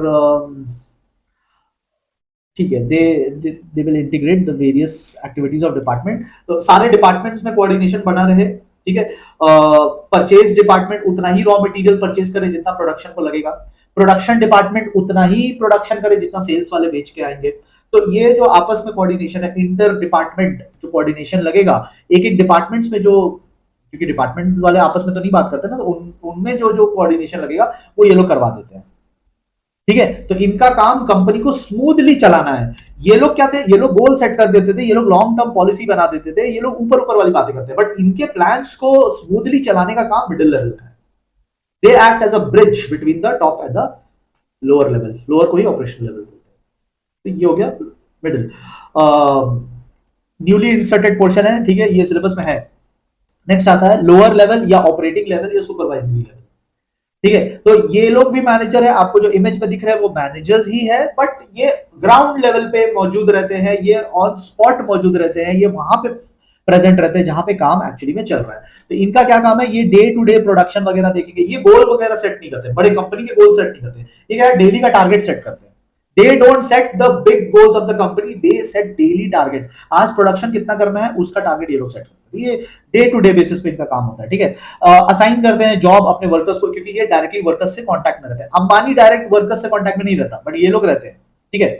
क्या मटेरियल मशीन्स वगैरह सब ठीक चल रहे हैं कि नहीं, किसको रिपेयर कराना है, all that ground level decisions वो सब ये लोग लेते हैं। ठीक है। इंस्ट्रक्शंस, ऑर्डर ये लोग देते हैं, एंड वर्क प्लेस पे डिसिप्लिन मेंटेन रहे, ठीक है, डेकोरम मेंटेन रहे, वो ये लोग इंश्योर करते हैं। तो अगर आपने कॉन्सेप्चुअली भी समझ लिया ना, तो 2-3 पॉइंट बनाना आपके लिए कोई भारी बात नहीं रहेगा। ठीक है। मेन चीज है आपको केस स्टडी में वो बनाकर दे देंगे कि एक मैनेजर है, वो मैनेजर इस तरीके का काम कर रहा है। जैसे कि आपको बोलेंगे कि Ashok is a manager newly appointed and he is setting daily targets of production, कि आज कितना प्रोडक्शन करना है, setting up daily targets of production, he is issuing instructions to the workers at operational levels। ठीक है। and he is also looking after the machine conditions. He is checking which machine is to be replaced or repaired. तो ये सब आपको घुमा फिरा के कहानी बताएंगे कि अशोक कर क्या रहा है। तो इसमें आपको आइडेंटिफाई करना पड़ेगा कि वो कौन से लेवल पे काम कर रहा है। अंबानी लेवल का है क्या, ऑपरेशनल लेवल का है। तो उसके बाद वो बोलेंगे कि identify the level of management, और फिर बोलेंगे कि एक्सप्लेन एनी 3 फंक्शंस या एनी 2 फंक्शंस। तो वो आपको एक्सप्लेन करना पड़ेगा। ठीक है, कोई रट्टाबाजी नहीं, this is case based scenario वाला क्वेश्चन। ठीक है, तो बस आप इसको अच्छे से कॉन्सेप्चुअली अंडरस्टैंड करके चलो, आपको केस आराम से हो जाएगा। केस में कुछ नहीं है, कहानी आती है। ठीक है, तो कहानी समझ समझ के करोगे, विजुअलाइज करके करोगे, तो जब मैं पढ़ा भी रहा हूं तो मैं विजुअलाइज करा रहा हूं आपको, इमेजेस वीडियो वगैरह दिखा रहा हूं, तो इससे आपकी केस बेस्ड क्वेश्चंस को करने की कैपेबिलिटीज बढ़ेगी। ठीक है, डू दिस वंस। आइए, तो अब हम लोग नेक्स्ट चैप्टर पे मूव ऑन करते हैं, और ये है principles of management. Principles of management में आपको बेसिकली 3 चीजें याद रखनी है। सबसे पहले टेलर का प्रिंसिपल्स, सेकंड हेनरी फ्योल का प्रिंसिपल्स, और लास्ट है नीड्स फॉर प्रिंसिपल्स। ठीक है, तो टेलर, फ्योल एंड नीड्स, ये 3 टॉपिक कर लोगे तो मोर और लेस आपका सब हो जाएगा, और वो मैं आपको अभी करवा दूंगा। ठीक है, सबसे पहले हम लोग टेलर के प्रिंसिपल्स को डिस्कस करेंगे। नाउ यहाँ पे आपको सीक्वेंस में याद रखने की जरूरत नहीं है, आपको बस पॉइंट्स समझना है। ठीक है, और टेलर ने क्या बोला है वो समझना है, अपना पॉइंट बनाकर मत आ जाना। What Taylor has said that you have to understand, और वो मैं आपको अभी कराऊंगा। ठीक है, we will do all points. Question कैसे बनेंगे, 3 टाइप से क्वेश्चन बन सकते हैं। There are 3 ways of framing questions in this chapter. पहला तो वो खुद ही आपको पॉइंट दे देंगे और बोलेंगे समझाओ, एक्सप्लेन। ठीक है, तो they will give you the points and they will ask you to explain what Taylor has said और what Fayol has said. Second, वो आपको चॉइस दे देंगे कि any 3 points of your choice. ठीक है, तो वो तो आपके हाथ में फिर बॉल चला गया। And lastly which is more important, वो आपको केस स्टडी बना के दे देंगे, और केस स्टडी बना के पूछेंगे कि आप बताओ कौन से प्रिंसिपल की यहां पे बात हो रही है। ठीक है, तीनों में, तीनों को आंसर करने का एक ही तरीका है, अंडरस्टैंडिंग, कॉन्सेप्ट बिल्डिंग और अंडरस्टैंडिंग। इसी से तीनों क्वेश्चंस को आप टैकल कर पाएंगे, whether they give you the point और they give you the choice of your own points, या फिर they give you case study. All 3 can be answered if you understand the points properly. तो मैं एक एक करके आपको अभी सब समझाऊंगा, आप बस अपना माइंड खुला रखना, कान खुला रखना और अच्छे से सुनना। ठीक है, देखो सबसे पहला फर्स्ट पॉइंट, टेलर बोलता है scientific sorry science not rule of thumb. क्या बोल रहा है Taylor, what is Taylor saying, what हम लोग क्या बोल रहे हैं वो नहीं, टेलर क्या बोल रहा है। टेलर बोल रहा है कि आप हर डिसीजन एनालाइज करो, हर डिसीजन लेने से पहले एनालिसिस करो। ठीक है, ट्रायल एंड एरर मत कीजिए, कुछ भी रैंडम स्टेप्स लेकर काम मत कीजिए, आप जो भी काम करें सोच समझ के करें। तो in short Taylor is saying that we should properly understand the situation and take calculative decisions, not random decisions. ठीक है, पहला पॉइंट हो गया। दूसरा पॉइंट में वो हार्मनी नॉट डिस्कॉर्ड बोल रहा है। हार्मनी मतलब एक साथ काम करना है, किसे, पूरे ऑर्गेनाइजेशन को। नो, अपने हिसाब से मत बोलना, टेलर ने क्या बोला है वो बोलो। टेलर बोलता है कि ऑर्गेनाइजेशन में 2 टाइप के लोग हैं, एक है मैनेजर और दूसरे है वर्कर्स। तो एक मैनेजमेंट है, दूसरा वर्कर्स है, दोनों को एक दूसरे के साथ हार्मनी रखना। इन 2 ग्रुप्स की बात हो रही है, इन 2 ग्रुप्स की बात हो रही है, एक मैनेजमेंट जो टॉप के लोग हैं और एक वर्कर्स जो बॉटम के लोग हैं। इनमें कैसे मैनेजमेंट हार्मनी रहेगी, जो मैनेजमेंट वाले हैं उन्हें गेन्स को शेयर करना पड़ेगा, उन्हें प्रॉफिट को शेयर करना पड़ेगा, और जो वर्कर्स हैं उन्हें थोड़ी लॉयल्टी दिखानी पड़ेगी। तो इस तरीके से दोनों एक साथ काम करेंगे। थर्ड पॉइंट, देखो टेलर ने देखा कि ऑर्गेनाइजेशन में मेन झगड़ा पैसों को लेकर है। जो प्रॉफिट बांटते हैं ना, तो सब चाहते हैं कि ज्यादा हमें मिले। तो टेलर ने बोला कि अगर इस प्रॉब्लम को सॉल्व करना है तो you need to increase the size of surplus, यानी जो प्रॉफिट बांट रहे हो उस प्रॉफिट को ही ज्यादा कर दो। तो वो कैसे होगा, जब आप मैक्सिमम आउटपुट बनाएंगे। अगर आप थोड़ा थोड़ा बनाएंगे तो प्रॉफिट भी थोड़ा थोड़ा होगा, फिर लड़ाई झगड़ा होगा उसको बांटने में। अगर आप ज्यादा बनाएंगे तो प्रॉफिट भी ज्यादा होगा, और फिर अगर किसी को थोड़ा ऊंच नीच भी हो जाता है तो पीपल वोंट माइंड, बिकॉज इतना ज्यादा पैसा मिल रहा है कि थोड़ा थोड़ा कम ज्यादा में लोग नहीं उतना लड़ाई करेंगे। फोर्थ पॉइंट बोल रहा है डिवीजन ऑफ वर्क होना चाहिए, किसमें, अगेन जो 2 ग्रुप्स है, मैनेजमेंट एंड वर्कर्स। तो जो मैनेजमेंट है, मैनेजमेंट को क्या करना चाहिए, they should concentrate on planning. तो मैनेजमेंट वालों का काम है प्लान बनाना, वो उसमें कॉन्सेंट्रेट करे। और जो वर्कर्स है, तो workers should concentrate in performance, workers को अपने परफॉर्मेंस पे ध्यान देनी चाहिए। तो दोनों का अपना अपना टास्क है, दोनों ने अपना अपना टास्क डिवाइड कर लिया है, अपने अपने टास्क पे ध्यान दे, एक दूसरे के काम में इंटरफेरेंस नहीं करे। ये टेलर बोलता है। ठीक है, पॉइंट नंबर 5, टेलर बोलता है वर्कर्स जो है वो साइंटिफिकली सिलेक्टेड हो, उनकी ट्रेनिंग एंड डेवलपमेंट हो। मतलब basically Taylor is focusing on the quality of your workers. अगर वर्कर्स हाई क्वालिटी के होंगे तो वो परफॉर्मेंस भी हाई क्वालिटी के करेंगे। तो इसके लिए जरूरी है कि फेवरेटिज्म को हटाया जाए, नेपोटिज्म को हटाया जाए। ठीक है, टैलेंट बेस्ड सिलेक्शन होना चाहिए, टैलेंट बेस्ड सिलेक्शन के बाद उनका ट्रेनिंग एंड डेवलपमेंट होना चाहिए। क्वालिटी वर्कर्स काम करेंगे तो क्वालिटी काम मिलेगा। तो ये टेलर बोलता है।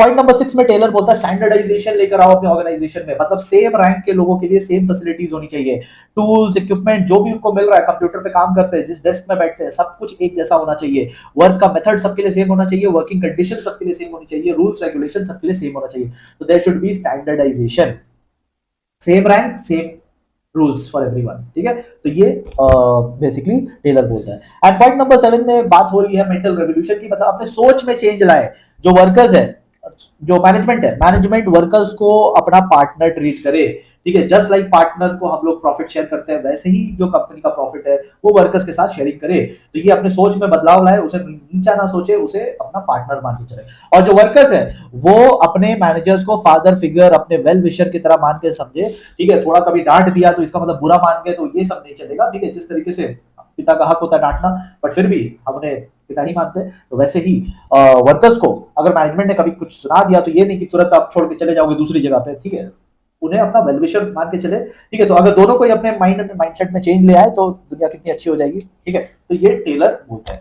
टेलर को फादर ऑफ साइंटिफिक मैनेजमेंट भी बोला जाता है। जितना मैंने यहां पे बताया है बस आपको उतना याद रखना है, सिक्वेंशियल मैनर में नहीं याद रखना है। ध्यान रखना है कि टेलर ने जो बोला वो समझाएंगे, अपने मन में क्या आ रहा है वो आपको नहीं बताना है, ठीक है। अपना ओपिनियन नहीं देना है, व्हाट टेलर हैज सेड वो मैंने आपको समझा दिया।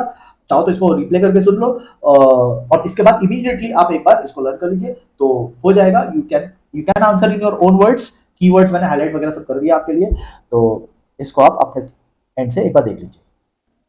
आइए नेक्स्ट टॉपिक जो हम लोग देखेंगे वो फ्योल के 14 प्रिंसिपल्स है। अगेन इन 14 प्रिंसिपल्स को आपको लाइन बाय लाइन, मतलब ऑर्डर में या सीक्वेंस में लर्न करने की जरूरत नहीं है, ठीक है। They are going to mention the points, आपको पॉइंट समझाना पड़ेगा, या मुझे जो लगता है कि वो केस स्टडी देंगे, आपको एक कहानी देंगे और कहानी में आइडेंटिफाई करना पड़ेगा कि कौन से प्रिंसिपल की यहाँ पे बात हो रही है। तो वो आप तब आइडेंटिफाई कर पाएंगे जब आप, मैं जो अभी बोल रहा हूँ उसको ध्यान से सुनोगे, ठीक है। तो हम लोग पार्ट पार्ट में इसको करते हैं, 4-4 पॉइंट 3-3 पॉइंट करके आगे बढ़ेंगे, ठीक है। हर 3-4 पॉइंट के बाद आप ब्रेक लेके उसको खुद से भी पढ़ लेना, ठीक है। So whatever I am saying, whatever I am going to tell you now, ये बहुत इंपॉर्टेंट हो जाएगा, तो ध्यान से सुनना, सारा का सारा कंप्लीट हो जाएगा and exam point of view से कंप्लीट हो रहा है, ठीक है। तो इस चीज का ध्यान रखिएगा। सबसे पहला आता है डिवीजन ऑफ वर्क। देखो डिवीजन ऑफ वर्क वहां भी था, टेलर वाले में भी था, बट टेलर वाले में क्या था ना, वो बोलता था मैनेजमेंट अपना काम देखे, वर्कर्स अपना काम देखे, वो मैनेजमेंट और वर्कर के हिसाब से बात करता था। फ्योल किस हिसाब से बात कर रहा है, फ्योल बोल रहा है कि every employee should have role clarity, every employee should have role clarity. Employee अपने काम पे सिर्फ फोकस करे, एक ही काम को बार बार करे, तो उस पर वो स्पेशलाइज्ड हो जाएगा। जब वो सेम चीज रिपीटेडली करता है, जब कोई सेम चीज को रिपीटेडली करता है, एक ही काम को बार बार करता है, तो वो उसमें स्पीड, एक्यूरेसी ये सब गेन कर लेता है।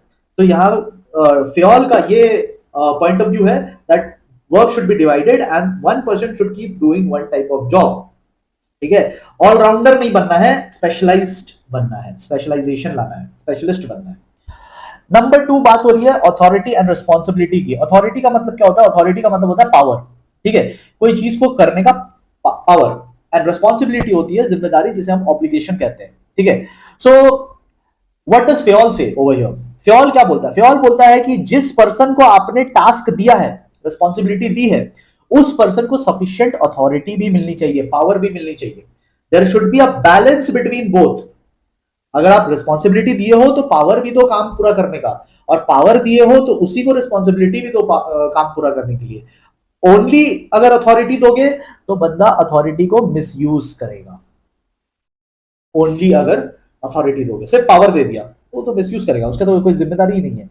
और अगर ओनली आपने जिम्मेदारी दे दिया तो वो ओवरबर्डन हो जाएगा, क्योंकि उसके पास कोई पावर ही नहीं है कंप्लीट कराने की। तो अकेला अकेला कोई काम नहीं होगा, there should be proper balance. ऐसा कौन बोलता है, मैं नहीं बोलता, फ्योल बोलता है। आपको आंसर फ्योल के हिसाब से लिख के आना है, ठीक है। तो फ्योल सेज। नेक्स्ट डिसिप्लिन वाला पॉइंट बहुत सिंपल है, ठीक है। फ्योल बोलते हैं वो ऑर्गेनाइजेशन में डिसिप्लिन होना चाहिए, ये कोई बहुत बड़ी बात नहीं है। हाँ बट इसमें केस स्टडी बन सकता है, कियोस नहीं होना चाहिए, तो वो आपको केस स्टडी में बना के दे सकते हैं कि कोई भी वर्कर टाइम पे नहीं आता है, वर्कर्स एब्सेंट करते रहते हैं, और वर्कर्स अपनी जगह पे नहीं रहते हैं, ठीक है। There is too much of talking, काम रुक जाता है बीच बीच में, ठीक है। तो lot of disturbances are there. तो आपको कौन सा प्रिंसिपल लगता है कि यहाँ पे जरूरत है अप्लाई करवाने की, तो आप क्या आइडेंटिफाई करोगे, डिसिप्लिन वाला प्रिंसिपल। आपको ऐसे सोचना है कि मतलब कहानी में कैसे दे सकता है, ठीक है। तो जैसे ऊपर वाले में मैंने आपको बताया कि जिसको पावर दे रहे हो उसको रिस्पॉन्सिबिलिटी, तो इमेजिनेशन आती रहनी चाहिए, तो उससे क्या है कि केस स्टडी में वही सब रहेगा, कुछ अलग नहीं रहेगा। अंडरस्टैंडिंग रहेगी तो आप आंसर कर पाओगे, अंडरस्टैंडिंग नहीं रहेगी तो फिर कोई भी क्वेश्चन आ जाए, कितना भी सिंपल आ जाए, वो आप नहीं बता पाओगे। ठीक है, यूनिटी ऑफ कमांड 4 पॉइंट्स हो जाएगा हमारा यूनिटी ऑफ कमांड करने के बाद। इसके बाद आप ब्रेक लेके इन चारों को कर लो, फिर आप आगे बढ़ना। ठीक है, तो यूनिटी ऑफ कमांड वाला प्रिंसिपल क्या बोलता है? फ्योल बोलता है कि एक वर्कर का एक ही मास्टर हो, एक वर्कर का एक ही मैनेजर हो। ठीक है, you should be accountable only to one person. ठीक है, आपके ऊपर बस एक ही सुपीरियर होना चाहिए और आप उसी को अकाउंटेबल रहने चाहिए। सेवरल मास्टर्स को एक बार में सर्व नहीं कर सकते, आप सबको जवाब नहीं दे सकते। Sales manager, purchase manager, production manager, human resource manager सब आके आप ही को इंस्ट्रक्शन दे रहे हैं, आप सबका काम नहीं कर पाओगे। रोल क्लैरिटी के लिए, एफिशिएंसी के लिए बहुत जरूरी है कि आप एक पर्सन को रिपोर्ट करो, इससे आपको क्लैरिटी रहती है वर्क को लेकर के। ठीक है, तो इसमें आपको भी मजा आएगा, ओवरलैपिंग काम नहीं होंगे, आपको कंफ्यूजन नहीं होगा, आपके मन में एक रिलैक्सेशन रहेगा, तो अच्छे से काम कर पाओगे। तो इस चीज का ध्यान रखा है फ्योल ने। ठीक है, 4 पॉइंट्स हो गया, एक बार आप थोड़ा पढ़ लो, उसके बाद आप 5th पॉइंट पे कंटिन्यू करना। Alright, now continuing with point number 5। तो पॉइंट नंबर 5 बोलता है यूनिटी ऑफ डायरेक्शन। अब देखो यहाँ पे बात हो रहा है ग्रुप ऑफ एक्टिविटीज के बारे में। ठीक है, तो वो लोग बोल रहे हैं, मतलब फ्योल बोल रहा है कि जो ग्रुप ऑफ एक्टिविटीज है उनमें एक हेड होना चाहिए और एक प्लान होना चाहिए। नहीं समझ में आया? देखो, पहले बात करते हैं ग्रुप ऑफ एक्टिविटीज की। तो लेट्स से अकाउंटिंग में बहुत सारा काम होता है। अकाउंटिंग में हमें जर्नल करना पड़ता है, अकाउंटिंग में लेजर बनाना पड़ता है, अकाउंटिंग में ट्रायल बैलेंस बनाना पड़ता है, अकाउंटिंग में पीएल बनाना पड़ता है, अकाउंटिंग में हमें बैलेंस शीट बनाना पड़ता है। तो ये सब क्या हो गए? ये सब एक्टिविटी हो गए। कोई जर्नल बना रहा होगा, कोई लेजर बना रहा होगा, ये सब अलग अलग एक्टिविटीज है। ठीक है, तो इन सबको हम लोग क्या बोलेंगे? Together it will be called group of activities. तो ये ग्रुप ऑफ एक्टिविटीज है। तो इन ग्रुप ऑफ एक्टिविटीज के लिए एक हेड होना चाहिए जो हमारा अकाउंट्स मैनेजर होगा, और एक प्लान होना चाहिए। हम लोग क्या फॉलो कर रहे हैं, कौन सी प्रिंसिपल्स फॉलो करेंगे, कब तक हमारा अकाउंट फाइनलाइज हो जाएगा। ठीक है, बैलेंस शीट अगर हमें 31 मार्च को रेडी करनी है, तो जर्नल तो उससे काफी पहले हो जाना चाहिए ना। तो एक प्लान होना चाहिए, मतलब एक हेड होना चाहिए जो हमारे प्लान को इस तरीके से बनाए कि पूरा का पूरा group of activities same direction में चले। ऐसा नहीं कि बैलेंस शीट बनाने वाले लोग सोच रहे हैं हम लोग तो मार्च में बना लेंगे, और जर्नल बनाने वाले सोच रहे हैं कि हम तो अप्रैल से स्टार्ट करेंगे। ठीक है, लेजर बनाने वाले कुछ और सोच रहे हैं कि हम बाद में काम करेंगे। ठीक है, तो क्लैरिटी नहीं रहेगी, एक डायरेक्शन में नहीं जा पा रहे। फिर ये सारे एक्टिविटीज है जिनका एक ही ऑब्जेक्टिव है, सेम ऑब्जेक्टिव है, अकाउंट फाइनलाइजेशन। बट अगर सब कुछ अलग अलग वे में चलेगा तो फिर हम कभी भी सेम ऑब्जेक्टिव अटेन नहीं कर पाएंगे। तो जो सेम ग्रुप ऑफ एक्टिविटीज है उनका एक लीडर हो, एक टारगेट हो, और एक डायरेक्शन में वो लोग चले। This is what Fayol is saying. ठीक है, पॉइंट नंबर 6 आता है, बहुत सिंपल सा पॉइंट है। पॉइंट नंबर 6 पे केस स्टडी बन सकता है। देखो, पॉइंट नंबर 6 बोलता है कि आप अपनी जो इंटरेस्ट है उसको पीछे रखिए, सबऑर्डिनेशन ऑफ इंडिविजुअल इंटरेस्ट। देखो, वो बोल रहा है कि एक सेकेंड, हाँ, वो बोल रहा है सबऑर्डिनेशन ऑफ इंडिविजुअल इंटरेस्ट, मतलब अपनी जो आपकी एक्सपेक्टेशंस है उसको आप सबऑर्डिनेट रखो। सबऑर्डिनेट का मतलब है आप उसको पीछे रखो, नीचे रखो, बाद में रखो। किसके पीछे? जनरल इंटरेस्ट के पीछे। जो जिसमें सबकी भलाई है वो पहले होनी चाहिए, जिसमें सिर्फ मेरा भला है वो पीछे रहेगा, जिसमें सबका भला है वो सामने रहेगा। ठीक है, तो इन शॉर्ट फ्योल क्या बोलना चाह रहा है? फ्योल बोल रहा है सेल्फिश ना बनो। ठीक है, फ्योल बोल रहा है सेल्फिश मत बनिए, be loyal to your organisation, be honest. ठीक है, जिसमें सबकी भलाई है, तो सब में तो आप भी आते हो ना, तो आपके उसमें हो जाएगा। आप अपना सिर्फ पर्सनल मत सोचो। ठीक है, ऐसा नहीं बोल रहा मत सोचो, वो बोल रहा है सबऑर्डिनेट रखो। वो बोल रहा है सबऑर्डिनेट रखो, मतलब अपनी भलाई बैक सीट पे रखिए। ऐसा नहीं बोल रहा कि अपना अपना भला सोचो ही मत। ठीक है, point number 7, remuneration. Fayol is saying remuneration fair and justified होना चाहिए। जैसा काम वैसा पैसा होना चाहिए। बहुत ज्यादा पैसा मिलेगा तो कंपनी पे बर्डन आएगा, बहुत कम पैसा होगा तो वर्कर छोड़कर चला जाएगा। तो पैसा एकदम फेयर एंड रीजनेबल सैटिस्फैक्टरी होना चाहिए, फेयर, रीजनेबल, सैटिस्फैक्टरी। ठीक है, सिंपल सा पॉइंट है। फिर आता है सेंट्रलाइजेशन एंड डिसेंट्रलाइजेशन। सेंट्रलाइजेशन होता क्या है? ठीक है, सेंट्रलाइजेशन होता है जब डिसीजंस हम लोग हेड ऑफिस से लेते हैं। ठीक है, तो जब हेड ऑफिस से डिसीजंस लिए जाते हैं, हेड ऑफिस से, उसे हम कहते हैं सेंट्रलाइजेशन। और जब ब्रांच से डिसीजंस लिए जाते हैं उसे हम कहते हैं डिसेंट्रलाइजेशन। ठीक है, तो कुछ डिसीजन सेंट्रलाइज होते हैं। टॉप मैनेजमेंट वाले जब डिसीजन लेते हैं, टॉप मैनेजमेंट वाले, तो सेंट्रलाइजेशन में टॉप मैनेजर्स का रोल आ जाता है। डिसेंट्रलाइजेशन में मिडिल एंड लोअर लेवल वालों का रोल आ जाता है। ठीक है, तो किसे डिसीजन लेना चाहिए? तो फ्योल बोलता है there should be proper balance. Fayol क्या बोलता है? There should be proper balance. Important decision आप बताओ, इंपॉर्टेंट डिसीजन कौन लेगा? टॉप वाले लोग लेंगे, हेड ऑफिस लेगा। और जो लेसर इंपॉर्टेंट है उसका डिसीजन मिडिल लोअर वाले ले सकते हैं, उसका डिसीजन ब्रांच वाले ले सकते हैं। तो ये चीज फ्योल बोल रहा है कि प्रॉपर बैलेंस बना के चलो। ऐसा नहीं है कि सेंट्रलाइजेशन इज गुड, ऐसा नहीं है कि डिसेंट्रलाइजेशन इज गुड, दोनों अपने अपने जगह पे सही है। ठीक है, ज्यादा इंपॉर्टेंट चीज होगा तो सेंट्रलाइजेशन, कम इंपॉर्टेंट चीज होगा तो डिसेंट्रलाइजेशन, तो दोनों अब रिक्वायर्ड है, दोनों में प्रॉपर बैलेंस होना चाहिए। 8 पॉइंट हो गया, एक बार आप अपने एंड से गो थ्रू कर लो। आइए पॉइंट नंबर 9 की तरफ चलते हैं। तो पॉइंट नंबर 9 है स्केलर चेन। ये बेसिकली एक चेन ऑफ कम्युनिकेशन है जहां पे one person will communicate to another and then the another person will communicate to another in a specified chain. तो सब हमने सेट करके रखा है कौन किससे कैसे बात करेगा, उसका एक chain of formal chain of communication हमने बना रखा है, ठीक है। तो ये जनरली फॉलो किया जाता है बिकॉज हम लोग चाहते हैं कि ट्रैक रख पाए कि हमारा कम्युनिकेशन किस तरीके से हो रहा है। रैंडमली कम्युनिकेट करेंगे तो ट्रैक रख पाना मुश्किल होगा, ऑफिस में इंपॉर्टेंट बातें होती है तो वो एक फॉर्मल चैनल से ही कम्युनिकेट होना चाहिए, ऐसा हेनरी फ्योल बोल रहे हैं। लेकिन कभी कभी तो डिले भी हो सकता है, तो डिले के सिचुएशन में आप डायरेक्ट कम्युनिकेशन भी कर सकते हो सामने वाले को। इसे हम कहते हैं गैंग प्लैंक। इसे क्या कहते हैं? गैंग प्लैंक या डायरेक्ट कॉन्टैक्ट, ठीक है। तो उस टाइम आप चैनल ब्रेक करके डायरेक्ट कम्युनिकेशन भी कर सकते हो। ये सिर्फ अर्जेंट सिचुएशन में यूज होना चाहिए, ध्यान रखना, केस स्टडी में पूछ सकता है आपको, ठीक है। ये हर जगह नहीं यूज कर सकते। Gang plank can not be used everywhere. Gang plank should only be used during emergency situations. बाकी टाइम में आपको क्या फॉलो करना है? स्केलर चेन फॉलो करना है। जैसा ऑर्गेनाइजेशन ने बना के दिया है, कौन किससे कम्युनिकेट करेगा, ट्रैक रखने के लिए बना के दिया है, आप वैसा ही कम्युनिकेशन करोगे सो दैट ट्रैक रख पाए हम लोग। नेक्स्ट आता है ऑर्डर। ऑर्डर का मतलब है कि जितने भी लोग और जितने भी मटेरियल है आपके ऑर्गेनाइजेशन में, ह्यूमन रिसोर्स, मटेरियल रिसोर्स, सब अपने ऑर्डर में रहे, सब अपने जगह पे रहे। जब मैं सेल्स मैनेजर से मिलने जाऊं तो सेल्स मैनेजर के कैबिन में वो मिलना चाहिए। जब मैं प्रिंटिंग का पेपर लेने जाऊं तो प्रिंटिंग का पेपर जिधर रखा रहता है वो वहां पे मिलना चाहिए। चीजें इधर उधर और लोग इधर उधर घूमते नहीं रहना चाहिए। ऑफिस है, कोई बाजार नहीं है, ठीक है। नेक्स्ट पॉइंट आता है 11 नंबर, इक्विटी का पॉइंट। इक्विटी यहां पे इक्वालिटी का बात कर रहा है। सेम रैंक पे हो तो बराबर हो, इसका मतलब, ठीक है। नेपोटिज्म, फेवरेटिज्म ये सब नहीं चलना चाहिए ऑफिस में, चमचागिरी ये सब नहीं चलना चाहिए, ठीक है। There should be no discrimination, ठीक है। There should be no discrimination. अगर आप सेम रैंक में हैं तो आपकी salary, time, work method, work environment सब कुछ एक जैसा होना चाहिए। If you belong to the same rank you should get equality, ठीक है। हाँ, अगर आपका रैंक ही ऊपर है तब तो आप अलग हो फिर, लेकिन अगर सेम रैंक में हो तो आपको इक्विटी मिलनी चाहिए, ठीक है। नेक्स्ट आता है स्टेबिलिटी ऑफ टेन्योर, ठीक है। स्टेबिलिटी ऑफ टेन्योर में फ्योल बोलता है कि वर्कर को लॉन्ग टर्म तक के लिए आप उसको स्टेबिलिटी दो, मतलब उसको उसको रिस्क पे मत रखो कि आपको जॉब से निकाल भी सकते हैं, वरना फिर वो पीस ऑफ माइंड के साथ काम नहीं कर पाएगा। वो जॉब फिर ढूंढना स्टार्ट कर देगा। उसे अगर आप टेम्पररी पीरियड में रखेंगे, जिसे प्रोबेशन पीरियड कहते हैं, ठीक है। बहुत सारी कंपनीज क्या करती है, जॉब देने टाइम आपको बोल देगी कि हम आपको 2 साल के लिए रख रहे हैं, 2 साल में हम आपका काम देखेंगे, अगर आपका अच्छा रहा तो फिर हम आपको परमानेंट करेंगे, वरना फिर आपको जाना पड़ेगा, ठीक है। कुछ कंपनीज 1 साल के लिए रखती है, कुछ कंपनीज 6 मंथ्स के लिए रखती है कि हम आपको 6 मंथ्स के लिए जॉब दे रहे हैं, 6 मंथ्स में अगर आपने अच्छा काम करके दिखाया तो हम आपको परमानेंट करेंगे, वरना फिर आपको नहीं परमानेंट करेंगे। तो जब आप उसको स्टेबिलिटी नहीं दोगे तो फिर वो ठीक से फोकस नहीं कर पाएगा काम पे। जब सोचो जिसको 6 महीने के लिए रखा है उसका अगर 5 मंथ्स हो गया, अभी 1 मंथ बचा है, तो वो 1 मंथ में फोकस से काम नहीं करेगा ना, वो काम भी करेगा और नौकरी.com भी खोल के रखेगा अपने कंप्यूटर में, तो फिर वो ध्यान नहीं रहेगा उसका, वो दूसरी जॉब की भी अपनी तैयारी करके रखेगा as a backup plan.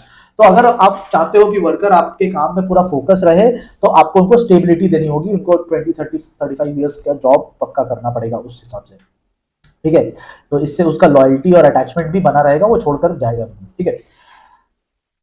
Next point आता है इनिशिएटिव का। इनिशिएटिव वाला पॉइंट ये बोलता है कि आप वर्कर्स को इनिशिएटिव लेने दो, आप उनको खुद से सामने आकर सजेशन वगैरह काम में इन्वॉल्वमेंट होने का मौका दीजिए, ठीक है। सबऑर्डिनेट शुड बी इंस्पायर्ड, उनको इंस्पिरेशन मिलनी चाहिए to suggest improvement, formulation and implementation of plan, ठीक है। तो उनके पास कोई सजेशन है, उनके पास कोई प्लान है या फिर प्लान को अप्लाई करने का कोई तरीका है, तो मतलब बेसिकली उनको भी इन्वॉल्व करना चाहिए। उनको सिर्फ ऑर्डर देने के लिए मत रखो कि इनको तो हम ऑर्डर देके काम कराएंगे। उनके पास अगर कुछ गुड आइडिया है, ठीक है, स्टीव जॉब्स हमेशा ये कहते थे कि the best idea should survive, ठीक है, not the top idea. Top idea क्या है? टॉप मैनेजर से आया, ठीक है। अगर टॉप मैनेजर का आइडिया सही है तो वो सर्वाइव करना चाहिए। अगर किसी स्टाफ ने आइडिया दिया है, अगर वो भी सही है तो उससे सर्वाइव करना चाहिए। The best idea should survive. ये मत देखना कि आया किसके थ्रू है, मैनेजर्स में वो ईगो आ जाता है कि अरे ये हमें बताएगा क्या करना है, तो ऐसे फ्योल बोलता है ऐसा ना करो, इनिशिएटिव लेने का मौका दो, जूनियर्स को इनिशिएटिव लेने का मौका दो। ये भी केस स्टडी में पूछ सकता है। जो मैं कहानी बोल रहा हूँ ये आप माइंड में रखिएगा, ये सब आपको एग्जैक्ट वैसा आ सकता है एग्जाम में। लास्ट पॉइंट है स्पिरिट कॉर्प्स। स्पिरिट कॉर्प्स का मतलब होता है कि आप टीम स्पिरिट में काम कीजिए, ठीक है। हार्मनी बनाए रखिए, सब कोई एक ग्रुप है, एक ऑर्गेनाइजेशन है, तो यहाँ पे आप अकेले नहीं हो, यहाँ पे आप टीम में हो तो टीम में काम करो, ठीक है। तो बेसिकली ये सिंपल सा पॉइंट है और ये भी केस स्टडी में पूछ सकता है, ठीक है। तो बेसिकली आपको ध्यान रखना है कि ग्रुप एफर्ट्स जो होते हैं वो are more than aggregate of individual contributions, ठीक है। तो इंडिविजुअली काम करोगे, सब अपना अपना काम करेंगे, वो उतना इफेक्टिव नहीं रहेगा। सब कोऑर्डिनेटेड वे में काम करेंगे तो उन्हीं लोगों का काम ज्यादा इफेक्टिव हो जाएगा। तो ये स्पिरिट कॉर्प्स फ्रेंच टर्म है, बट अपने को इंग्लिश में लिख कर आना है, ठीक है। ओके, डिफरेंस आप एक बार के लिए स्क्रीनशॉट ले लो और स्क्रीनशॉट लेकर आप घर पे पढ़ सकते हो इसको, ठीक है। लास्ट टॉपिक जो इस चैप्टर से थोड़ा आ सकता है वो है needs for principles of management, ठीक है। तो इसको आए हुए थोड़ा टाइम हो गया है, तो that is why it has become important. तो जितना मैं समझा रहा हूँ इसको एक बार करके आप चले जाना, ठीक है। 2 पॉइंट भी कर सकते हो, 4 पॉइंट भी कर सकते हो, करना है तो 4 ही कर लो। सबसे पहला, एफिशिएंसी बढ़ता है मैनेजर का जब आप प्रिंसिपल्स फॉलो करते हैं, जो हेनरी फ्योल, एमडब्ल्यू टेलर ने जो प्रिंसिपल्स बताए हैं, अगर आप उसे यूज करोगे एज अ मैनेजर, अगर आप अपने डेली प्रैक्टिस में उसे यूज करोगे तो आपकी एफिशिएंसी बढ़ेगी, ठीक है। क्योंकि ये प्रिंसिपल जो है एक्सपर्ट लोगों ने बनाया है, तो कुछ सोच समझ के बनाया होगा। तो आप रादर देन अपना मेथड ट्राई करोगे और फिर फेल होगे, फिर ट्राई करोगे, फिर कभी सक्सेस मिलेगा, इतना लंबा रूट से जाने का क्या जरूरत है जब बना बनाया प्रिंसिपल्स है। तो इससे आपकी एफिशिएंसी बढ़ेगी। Crystallize the true nature of management, तो आप मैनेजमेंट करते हैं बट बहुत बार आपको समझ में नहीं आता कि एग्जैक्टली करना क्या है, ठीक है। तो एग्जैक्टली करना क्या है, करना कैसे है, तो वो चीज इन लोगों ने बता रखा है, तो डायरेक्टली वो यूज कर लो, आपको ज्यादा समझ में आएगा, योर अंडरस्टैंडिंग विल इंप्रूव, ठीक है। तो इससे क्या होगा, अंडरस्टैंडिंग आपकी इंप्रूव होगी, ठीक है। आपका काम इजियर हो जाएगा, it will be easier to do what you are doing. Managers को ट्रेन करने के लिए प्रिंसिपल्स काम आते हैं। जब भी कोई मैनेजर बनता है तो उसको पहले ये प्रिंसिपल समझाए जाते हैं सो दैट वो अपने लाइफ में इसको यूज करे, ठीक है। तो मैनेजर्स की ट्रेनिंग के लिए काम आ सकती है। और एक पॉइंट कुछ कर सकते हो, ये वाला इजी है, छोटा पॉइंट कर लो, पॉइंट नंबर 6 आपकी ये पॉइंट नंबर 6 थोड़ा बहुत पॉइंट नंबर 3 के जैसा ही है। पॉइंट नंबर 8 कर सकते हो, point number 8, evaluate managerial behaviour. तो एक मैनेजर परफॉर्म कैसा कर रहा है, मैनेजर का परफॉर्मेंस को इवैल्यूएट आप कर सकते हो। अगर उसने प्रिंसिपल्स फॉलो किए हैं तो वो एक अच्छा मैनेजर है, वो प्रिंसिपल्स के बारे में जानता है, उसको अप्लाई कर रहा है, तो इट्स अ गुड मैनेजर। अगर वो इन प्रिंसिपल्स को फॉलो नहीं कर रहा है तो वो अच्छा मैनेजर फिर नहीं होगा।